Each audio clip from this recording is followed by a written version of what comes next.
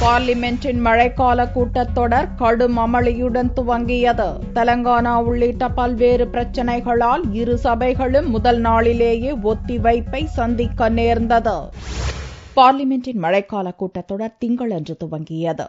கடந்த ஆண்டு ராஜ்யசபா எம்பியாக பொறுப்பேற்றுக் கொண்ட கிரிக்கெட் வீரர் சச்சின் டெண்டுல்கர் ஓராண்டுக்கு பிறகு சபைக்கு வந்திருந்தார். ராஜ்யசபா கூடியதும் மீண்டும் எம்பியாக தேர்வு செய்யப்பட்ட திமுக உறுப்பினர் கனிமொழி தமிழில் உறுதிமொழி வாசித்து பொறுப்பேற்றார். மாநிலங்களவையின் உறுப்பினராக தேர்ந்தெடுக்கப்பட்டிருக்கும் கனிமொழி கருணாநிதி எனும் நான் சட்டத்தினால் நிறுவப்பட்டதான இந்திய அரசியல் சட்டத்தின் மீது உண்மையான பற்றார்வமும் பற்றுறுதியும் கொண்டிருப்பேன் என்றும் இந்தியாவின் பேரரசாண்மையையும் ஒருமைப்பாட்டையும் உறுதியாக காப்பாற்றி நிற்பேன் என்றும் நான் மேற்கொள்ளவிருக்கும் கடமையினை பற்றார்வத்தோடு ஆற்றுவேன் என்றும் விழுமிய முறைமையுடன் உறுதி கூறுகிறேன்.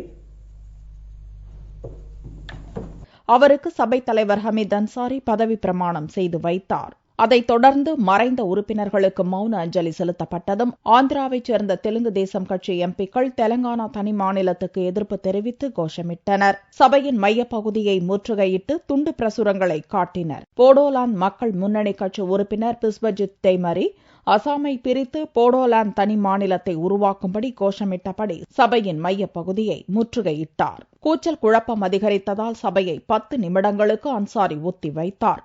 12 மணிக்கு சபை கூடிய போதும் 3 உறுப்பினர்களும் அமளியில் ஈடுபட்டனர். அதனால் அடுத்தடுத்து ராஜ்யசபா ஒத்திவைக்கப்பட்டது.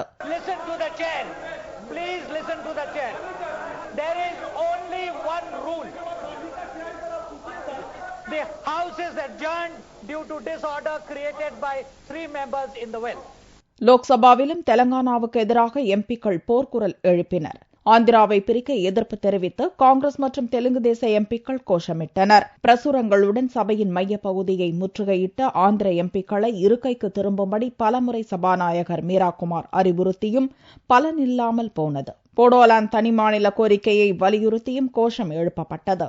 இதனால் கூச்சல் குழப்பம் அதிகரித்ததால் சபை ஒத்திவைப்பை சந்திக்க நேர்ந்தது. முன்னதாக லோக்சபாவுக்கு புதிதாக தேர்வு செய்யப்பட்ட 5 புதிய உறுப்பினர்கள் பதவியேற்றுக் கொண்டனர்.